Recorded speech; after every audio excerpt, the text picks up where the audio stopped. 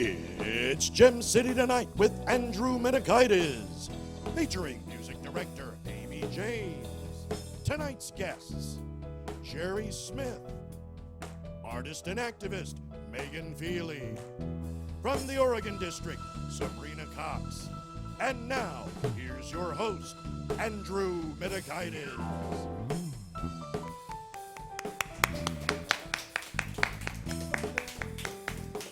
Thank you. Thank you. Wow. I actually love it when I get claps. That's nice. Thank you.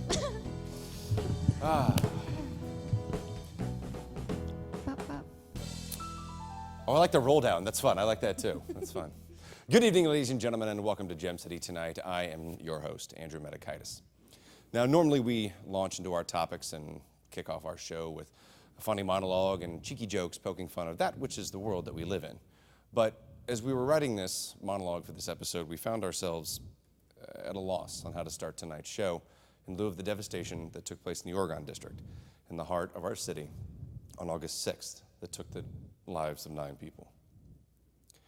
Before that, the tornado destruction that took place on Memorial Day, and the hate that marched in our town the days before that. This year has been one that has tested the mettle of the Gem City, our citizens, our love, our dedication, and our resolve. I stand here time after time, able to fill the air with phrases and jabs and jokes and funny stories that we like to revel at, things that make our viewers laugh. But I've had to take this time to address that which has been laid at our doorstep. In this year, we have been attacked in almost every way conceivable. But the ideal that I want to instill and highlight is the immense good that this city has.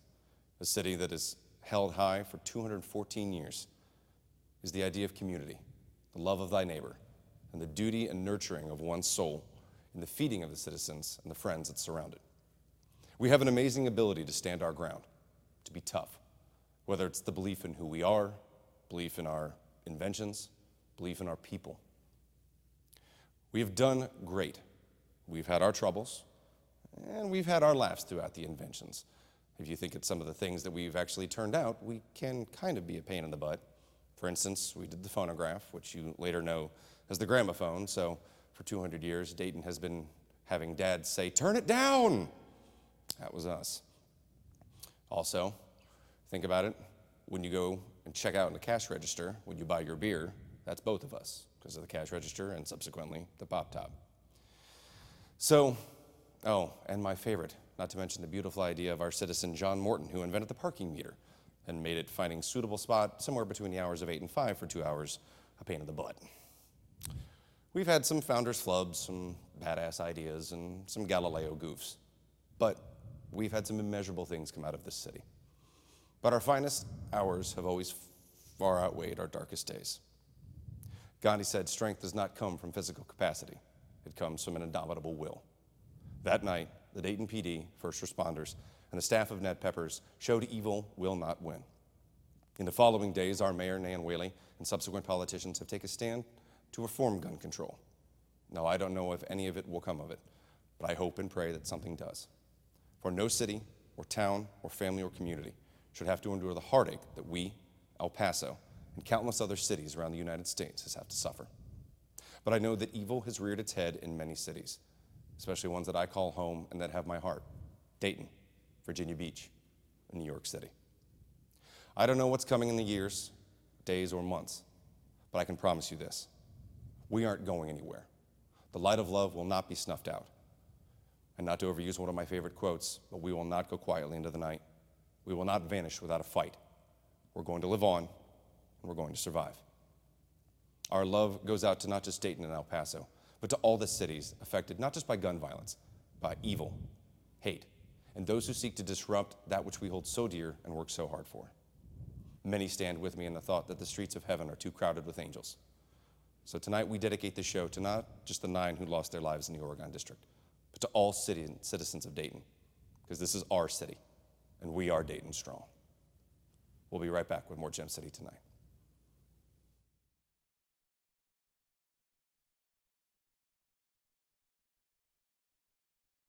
You're very welcome Like, I'm like 50 years older. Like, I feel so. I want to make sure that all of them kind of align.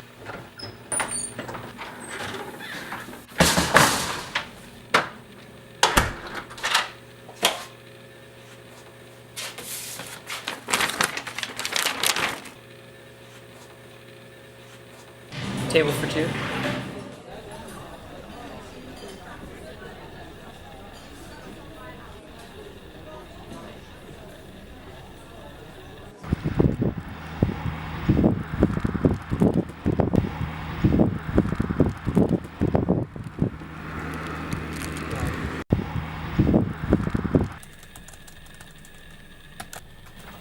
Hey, Ben.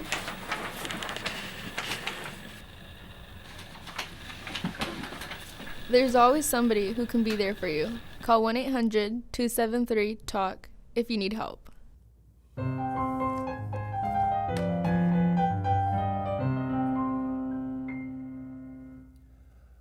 All right, welcome back to Gem City tonight. So now we're going to move into some news that's baffling the world as we know it. So the fun stuff. According to NPR, Congress is poised to actually formally approve the creation of Space Force. Space Force. This is a real thing. Which would be a new branch of the military designed to defend the U.S. national security and their interest in space. Other than the moon and Mars, what interest do we have in space?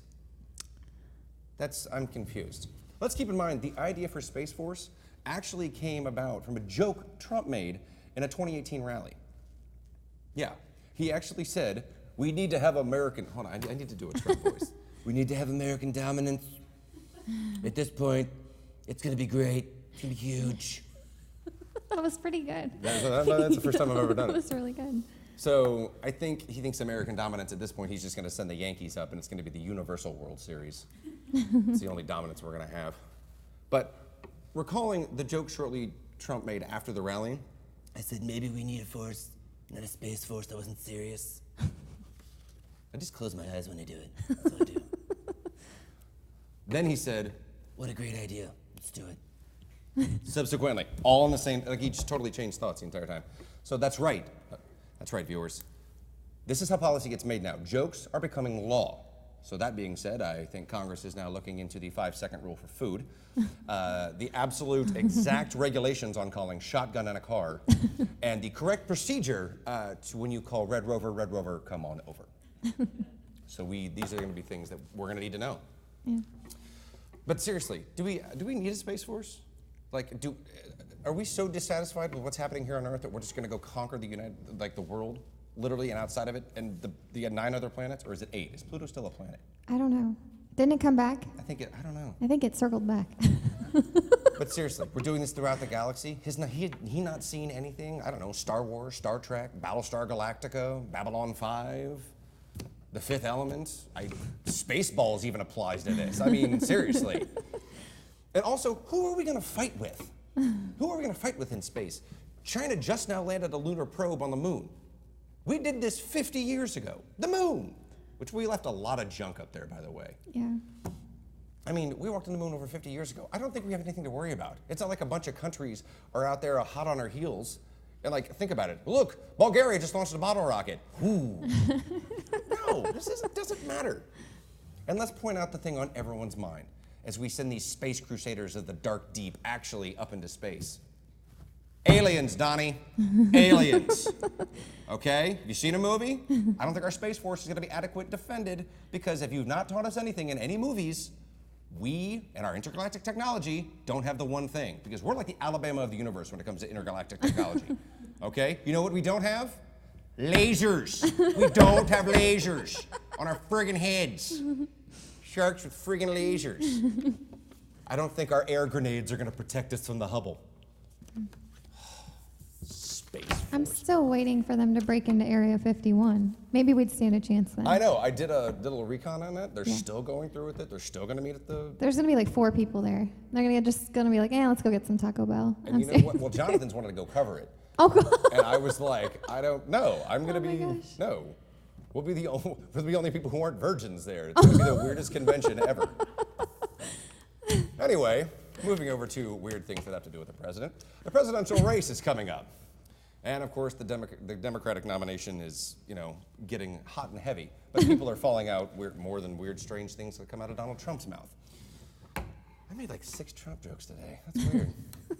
Anyway, the race is underway, and the candidates are already dropping out. I think the last 2 were, was it Hickenlooper? That's really a name. I really don't know. Hickenlooper, and what's the other one? I don't know. Oh, Mayor McCheese. That's our Family Guy. Mayor Quimby, I think, and what's the other random ass one? I don't get it. But anyway, so yeah, there are candidates dropping out left and right. The last debates were kind of good, and we have another debate coming up because we're going to have everyone. Oh, Emperor Palpatine called in. He's also not running. So everyone's happening what's following the Democratic side. But a lot of people don't realize that Trump actually has a challenger on the Republican side. His name is Bill Weld. I'll give you at home time to Google that because God knows I had to. But yes, his name is kind of appropriate because he's old, rusty, and has nothing new you ever want to know. And if you think the anti-Trump Republicans, all 5 of them, would be able to come up with a better challenger from this guy, I mean, where's Mitt Romney when you need him? Mitt, come on back. Come on back, Mitt. At this point, I'd take Bernie from Weekend at Bernie's. Mitt and his binders full of women. Wow. Biden? Is it 2005? Did we just make that joke? All right. And lastly, I want to touch on the fact that our mayor has done a fantastic job on the news. So, Nan, if you're watching this, here's to you. You've done a fantastic job on the news, representing our city, sticking everything up, and I just love that the Twitter battle. If you watch the video of Nan after Trump says Toledo, can I just point out he said Toledo? Okay. So Nan goes, I don't know if we're going to expect him. They might expect him in Toledo. And just walks off camera. Just amazing. And just walks out. Nan, we love you. Please come back on the show anytime you would like. The chair is yours. This chair can be yours if you'd like. All right, we'll be right back with more Gem City tonight. Stick around.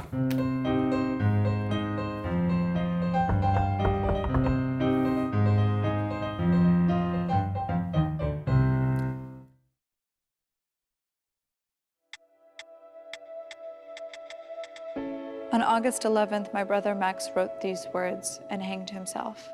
He was only 15, and he had his whole life ahead of him, but he was tormented and bullied until, hopeless and alone, he took his own life. Though Max's pain is gone, the pain of his family will last a lifetime. Don't let this tragedy repeat itself. If you or someone you know is speaking or thinking about suicide, talk to an adult. What wouldn't you do to stop it?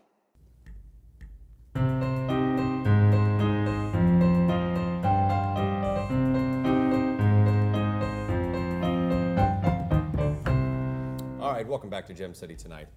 Every now and then they do let me away from my desk, and last time I got to go to Monet, I went back to DAI, the Dayton Art Institute, to actually check out their centennial with the head curator, Jerry Smith. It's a fantastic exhibit. Check it out on A Greek in the Streets. So as we move through collections, there are things from Norman Rockwell, Andy Warhol, but there are also smaller pieces by, like, this one, which is a copy of, or a interpretation of American Gothic. Yeah, this is a painting by the artist Marvin Vines, who went by Marvines, is how he would sign the works. But it's African-American Gothic.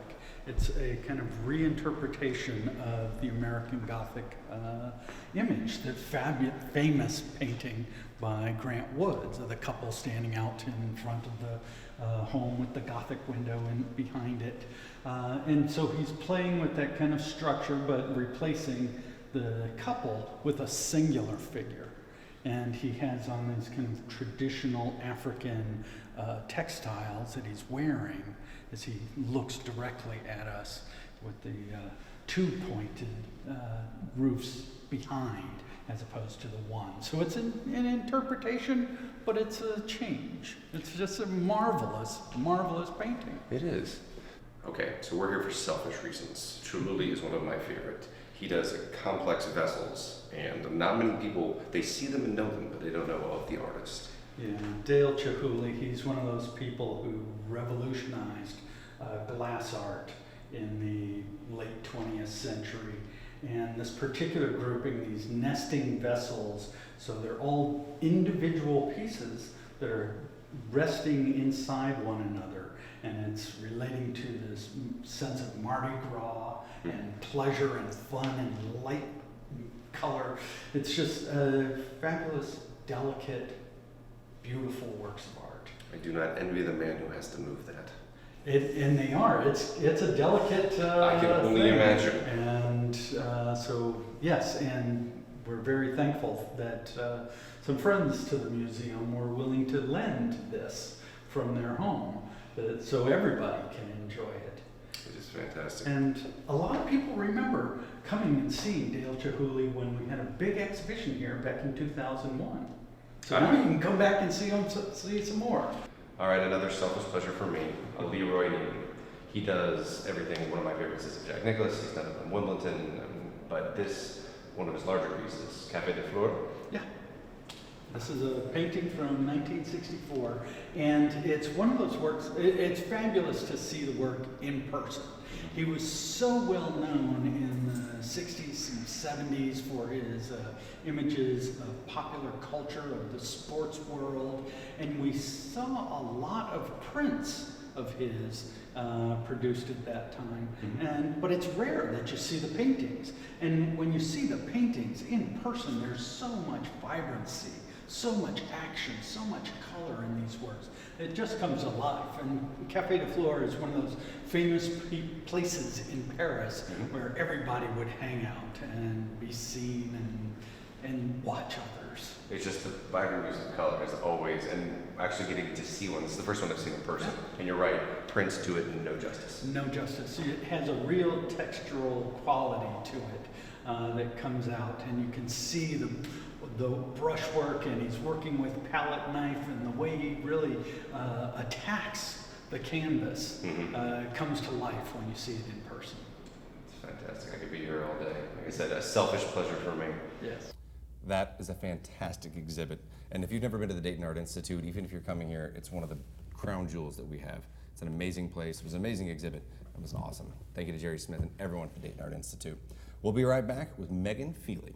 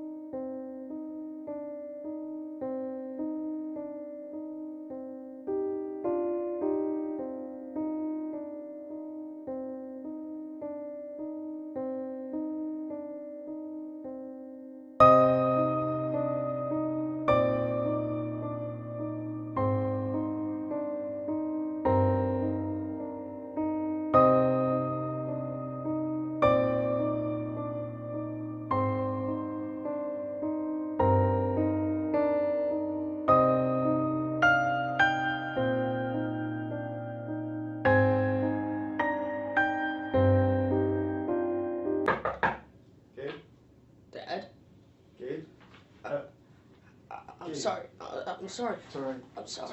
It's okay. Sorry. You're all right. Sorry. It's okay, Gabe.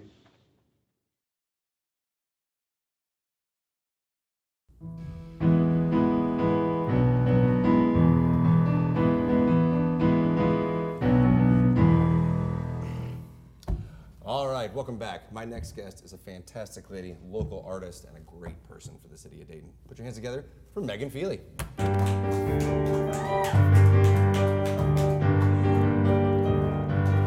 Good to see you. Please. Thank you for being here. Thank you for having me. I'm excited. No, this is awesome. Yeah. So, I mean, where to start? Our activist, artist? I mean, where do you want to begin? I guess we could talk about I left it up to you. You're right. the art. Let's talk about that, and then we can kind of move into activism, since I guess that follows anyway. So, you're not from here? Not originally. My family actually is. Lived up on Xenia Avenue back in the day, and my dad moved away to be an art teacher, and I was raised up there where I was born, way up in northern Ohio. However, our family did find its way back here. I found my way back here. So even though I've only been around 2.5 years, it is my home, and I don't plan on leaving. Good. Yeah, I love it. Good. So, Let's start with your art. Have you always wanted to be an artist? I was raised this way. Okay. Both of my parents are. I'm lucky. I don't have a formal art education. I actually studied history of all things. However, it's silly saying that because I was pretty much inoculated with it as a child, raised that way. Yeah, so always wanted to be an artist. I don't know if want is necessarily the word. Always have been. Okay. Yeah. So your main medium, from what I've seen, is paintings, or would you branch out into other stuff? I do branch out into a lot of other stuff. I'm a printmaker as well, kind of in the old school Wittenberg press type of way, which is fun. That's a lot of work. It's something I need to clear a lot of time for. So yeah, I do tend to do the acrylic painting that you saw most of all. A lot of graphic art as well, and I've been branching into that more lately as well. So I have to ask you the absolute most boring artist question Do ever. it. What's your inspiration? Sorry, I had to do it. I'm sorry. No. It's great. Nature. I'm definitely of the go look at flowers all day crowd, and color. Really, I think I have a more intense relationship with the way I see the colors around me than a lot of people do. And my MO, I guess, is to make other people feel the joy I do from that. You know, take what I can see in really any scene, even in a studio like this, translate that into art that brings that same beauty and joy to a person. Did you have any artists you kind of picked from, or this was just sort of your... You know, I have my inspirations. It's a really wide range of people, from de Kooning to Klimt. Who doesn't love Klimt? Alphonse Mucha, who's my tattoo. Oh, no, right I need here. to see the ink. Yeah. I need to see the ink. Oh, I love it. Yeah. Oh, I love so Mucha's a big influence as well, but there are so many across the board. I mean, at any time in my life, that list I would make would be 5 different people. So, no. So as we talked about it in the opening monologue and so forth, as you do your art and the way you see the city, is it kind of skewed the way you do anything? Is it change the air of how you view it, or? I wasn't able to take off as an artist really professionally until I moved here.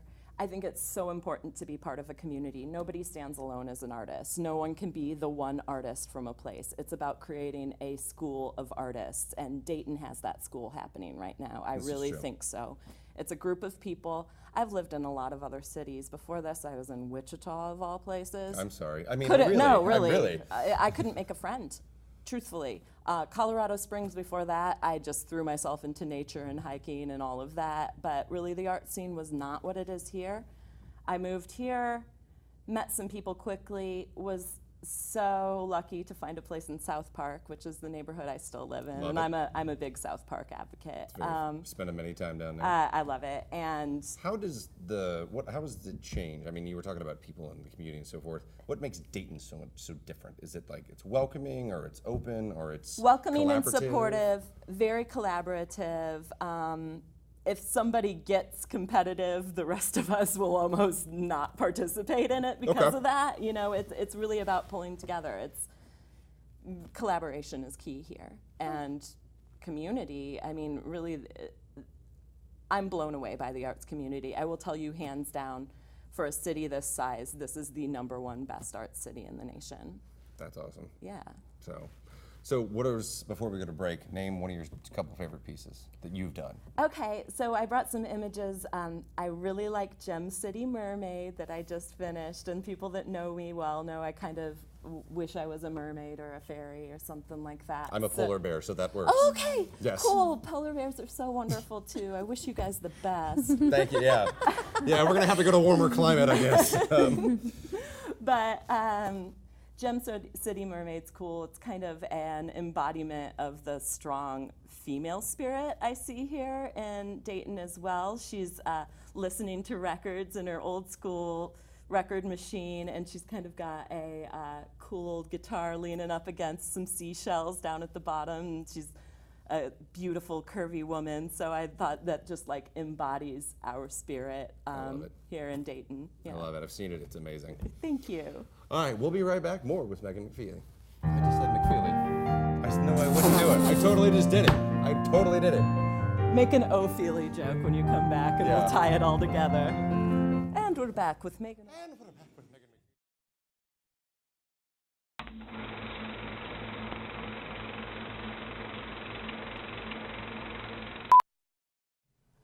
I used to feel alone, awkward, and self-conscious.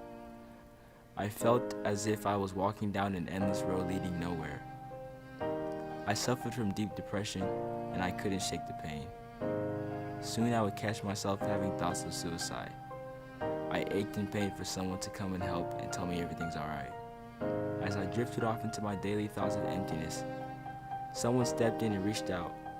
They told me they were there for me. I later realized in a world this big, there will always be someone to confide in. I'm so thankful someone came to my rescue and made me feel loved. You do not have to suffer alone. Be the difference in someone's life and don't let another beautiful life be wasted. Don't wait until it's too late. Know the signs.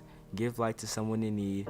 If you know someone who is suicidal, call the National Suicide Prevention Lifeline at 800-273-TALK.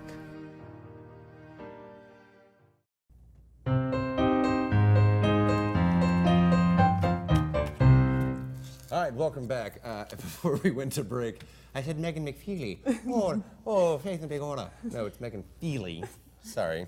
There's actually. I think there was a Mick or an O at some point. Yeah. But by the time it's going to be Sean Patrick or Megan McFeely. Yeah.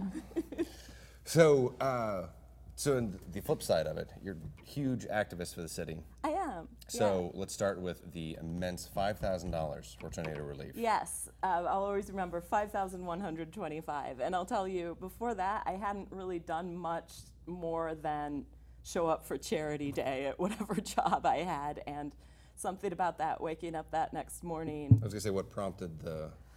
You know, my dad's an artist too, and his studio's actually really close to where we are right now. He's up on Kiwi and Webster, which is close to the North Toledo site that was damaged. And a few days after those tragic tornadoes, I was saying, I haven't gone and looked. I feel like I'd be a rubbernecker. And he said, you're an artist, Megan. You and I are going to go drive slowly through that, and we're going to talk about how we react to this afterward. Mm-hmm. I thought about it. I was like, you know, I can't just do a painting for this. I need to do more. So we jumped into action, started promoting art from 30 different artists that joined up with us, and auctioning them online. It was really great, not only to raise that money for the Dayton Foundation, but also because of the way so many of those artists that I included, and you know, really myself as well, we benefited from that because I've heard many of the artists have gotten commissions just from getting their work out there that way. So it kind of turned into a beautiful thing. And from there, I really kind of became a compulsive fundraiser. That's totally fine. Yeah, it's... Look, you're talking to yourself. Yeah, I feel great about it. I guess I caught that bug, and I think so many other people around here have as well. Yeah. And you continued that after the shooting. You had a huge free hug sign. That was all I could do the next morning. I'm a bartender. You say all that, but that to some is the whole world to them. Yeah, it was the world to me too. I woke up Sunday morning after having a very rough night. I work at Yellow Cab Tavern, and my boyfriend is one of the sound engineers there that happened to be mixing that night. Now, of course, the violence was not that close to there. He was on lockdown till 4:30 a.m. It was just a sleepless, terrifying night for me and all of us that happened to be awake at that time. And the next morning, again, it was this what can I do feeling. Right. We had the food truck rally going on that morning, the brunch one at Yellow Cab. So I figured I'd throw together that sign, see what I could do, see if I could comfort some people. It was hot and sunny. I probably gave 150, 200 hugs. That's There's awesome. a great image of me hugging my buddy Brian Hoflick, who's a drummer in about 50 different bands in town. I think you should definitely show that picture. That embodied the spirit I thought we all needed that morning. Things definitely turned to some other priorities over the next few days, but the free hugs was a beautiful part. Because then your sign changed. Uh-huh. Oh, I'll let you, please. It's the floor is yours. Okay, it did. Sorry. No. Do you need to ask me any questions? No, Andrew, I know. or This should is I what just it's for. talk? This is... Yeah. I got involved in demonstration after that, and a lot of people called that protest. I want people to know I'm a Nan Whaley supporter. I love her. I think she's strong for this city, as do you. Yes. And yeah, I would love to talk with her, meet her at some point, but I thought it was important for citizens to show up and demonstrate that a lot of us did not want Trump here in the city.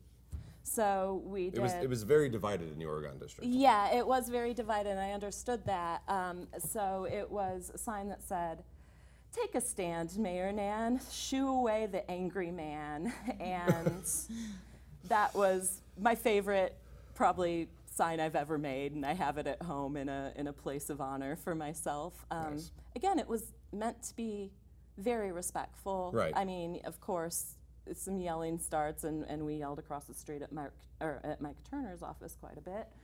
But yeah. I mean, tempers, I mean, on either side, regardless of whether Republican or Democrat, were flared. Yes. But it was a raw time. It was a time that was hard to collect our thoughts, and it was a good time to look to others in the community also that maybe had a stronger voice and say, yeah, I agree with you. So there were, a lot of people in my life, especially during that week, that stepped up, and I was happy to support. Good. So, real quick, final question I always ask everybody, other than Sure. Yellow Cab. So, Oh, okay. Other than Yellow Cab, where are you going? Where's your happy place in Dayton? Where are you eating? Where are you hanging out? Where's your Zen place? Again, South Park, I love, love, love Branch and Bone. They're wonderful. Their beers are so good. It's like going and getting a smoothie beer or something for me. I get the fruity ones, like the tiki torch, the fruit salad, and whatever they have. So that would be my comfy, happy place, and the people there are just wonderful. Perfect. Where do we find your art real quick? Oh man, I'm going to have a show up at Grace United Methodist Church, who has been doing really cool art shows lately. That's a beautiful place. Out in West Dayton. I would hope everyone would go to that. When There'll is be it? a reception for it September 15th as a brunch thing. However, the art is going to be up for the whole month of September. I also have a lot of art over at Tend and Flourish, which is a great concept shop up on Brown Street, very close to the Pine Club. So that would be a nice place to go see my work as well. Perfect. Thank you so much for being here. Thank you, Andrew. Really appreciate it. Yeah. All right. We'll be right back with more Gem City Tonight. You don't have to. She just bolts out of here. That's my style.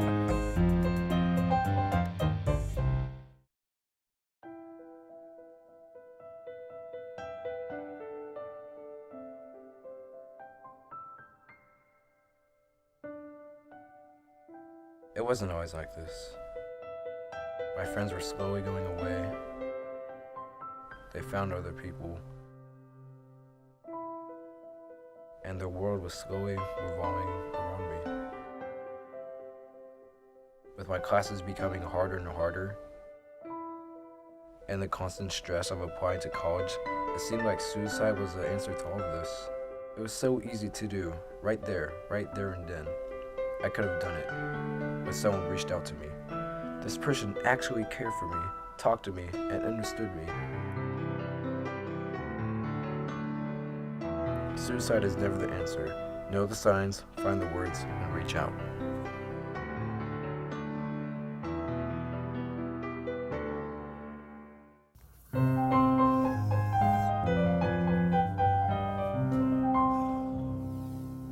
All right, we're back with Gem City Tonight. My next guest is someone who's fantastic. She's a really, really good friend of mine. She's a great voice for the Oregon District. And we're going to talk about puppies a little bit. Put your hands together for Sabrina Cox.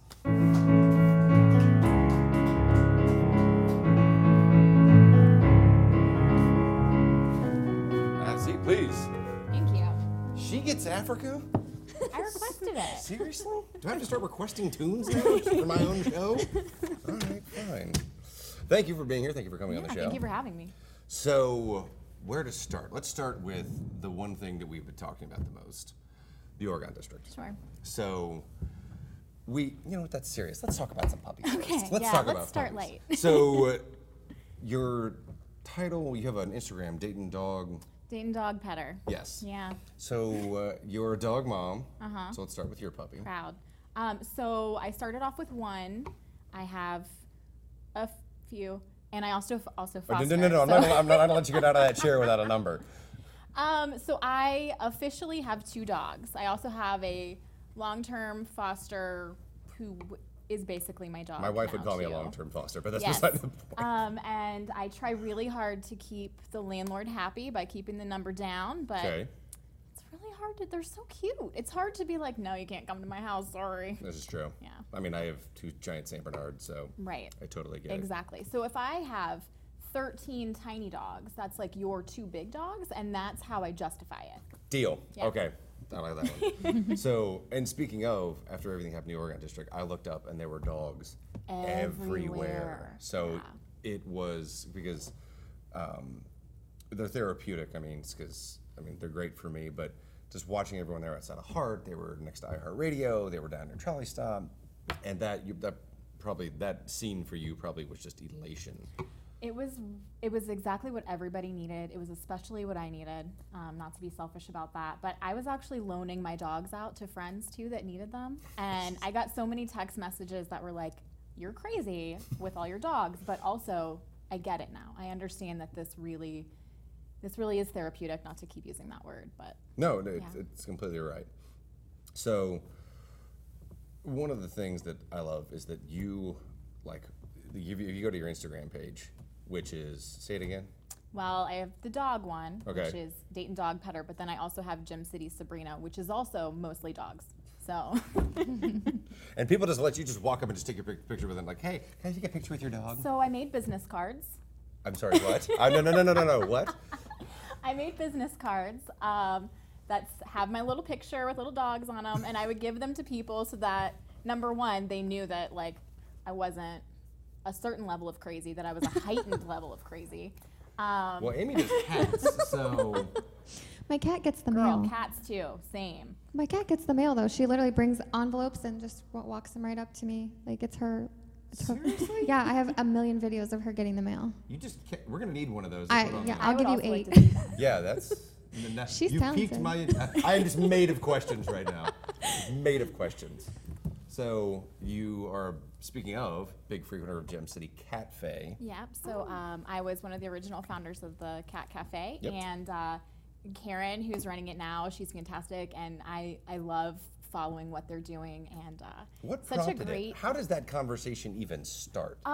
So we had asked a couple. We were both working at Sixa, and we had asked a couple of coffee shops to do cat pop-up adoptions, and they were all like, "No, I can't do that." And so then we were like, we can do this. Okay. And I have a lot of creative ideas. Karen has the backbone to do the work and to get it done. And so she has done just such an amazing job with everything, and with their spay neuter return programs that they're doing, and just not spay neuter, their trap neuter return program that they're doing. And I'm just so proud of her, and I'm so proud of everything that she's done with it. It's an amazing place. I've been there multiple times, and it's just, even if you just want to go, it's like a pick-me-up. Even if you don't drink the coffee, even if you get some tea or whatever, it's just a pick-me-up. Oh, absolutely, yeah. I love it. So I'm not done with you. We're gonna come on back and we're gonna talk. We're gonna get serious for a second, then we're gonna have It's some fine. fun. I got waterproof mascara on, so I we're like good. you. All right, we'll be right back with Sabrina Cox and more Gem City Tonight. No? Perfect.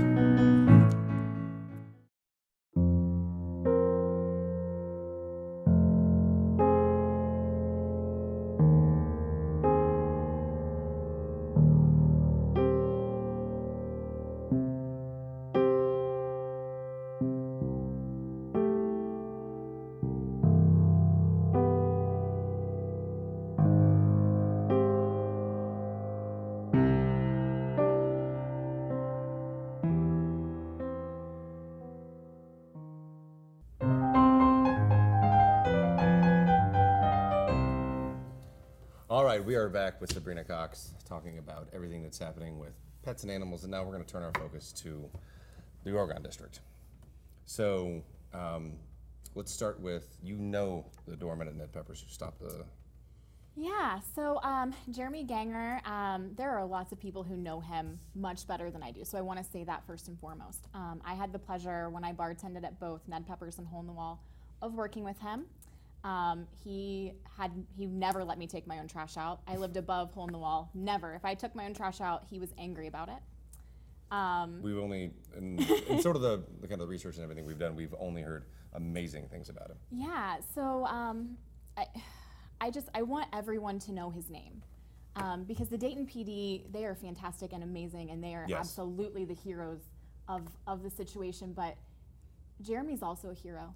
And he had no idea if that person was dead or alive, and I say that person because I don't want to ever say that person's name. And we won't. And he took that gun right out of his hands. Yeah. And he got all of those people in the building.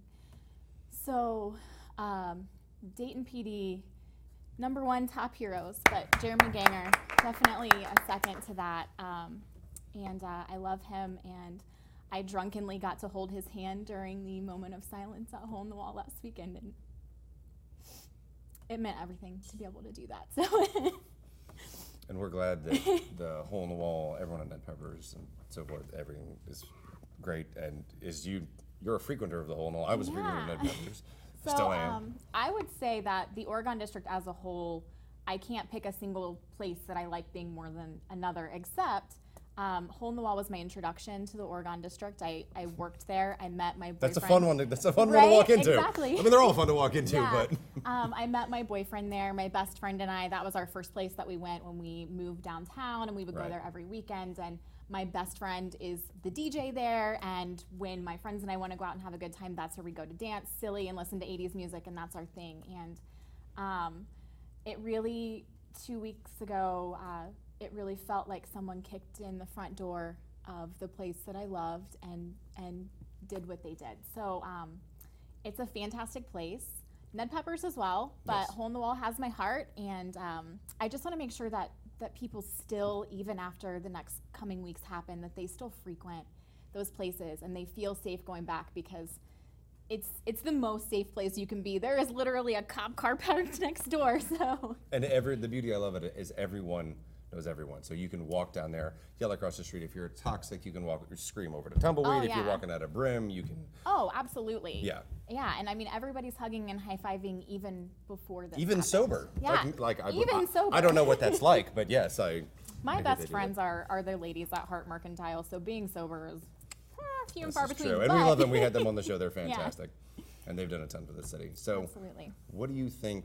I mean, Dayton has banded together, especially this year, but how do you see how the love has kind of permeated, not just from the Oregon District, but down through the city into the surroundings? Sure. So that's such a tough question, because I feel like there was a lot of love before, and I don't want to take anything away from that. But I think now, when you see someone maybe that you are just acquaintances with, or you've met a few times, or you would just wave or say hello to before, now it's a bear hug. Yeah. And I know that's a tiny statement, but it's so much more more magnituded words. I don't have a lot of words recently. Magnify. We words good on this show. Yeah. My brain's having a really hard time coming up with words as of late. But I just think that really exemplifies the spirit of what's going on now. Right. Is that we are all a giant bear hugging each other and trying to make sure that every single person feels loved. True. Yeah. Very much so. Yeah. So, other than Hole in the Wall, because we love them and push them. Sure. Where are you going? Where's your Zen place in Dayton? Where are you going? What are you doing? Where are you eating? Where's your place? Right. So I feel like I would be in so much trouble if I didn't say Rebel Tattoo. Yes. Yeah.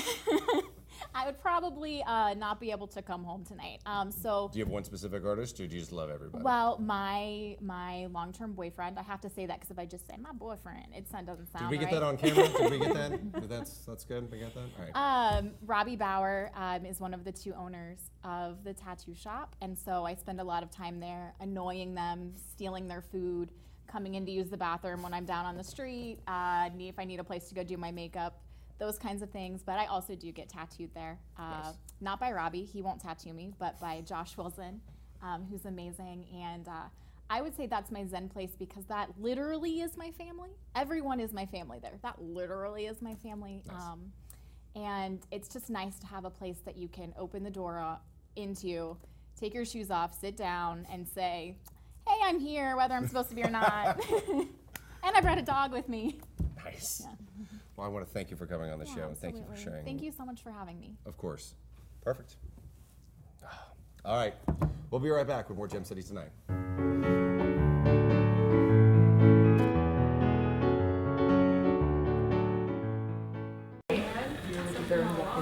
I'm like 50 years older. Like, I feel so. I want to make sure that all of them kind of align.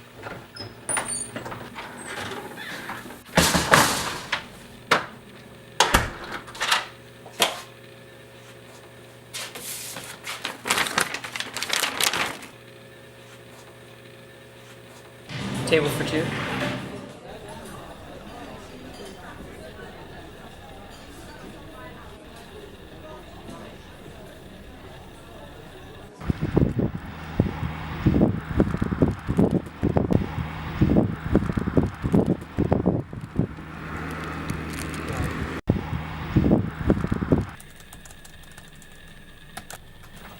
Hey, Ben.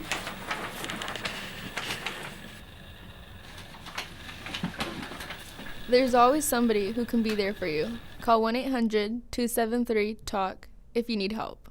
All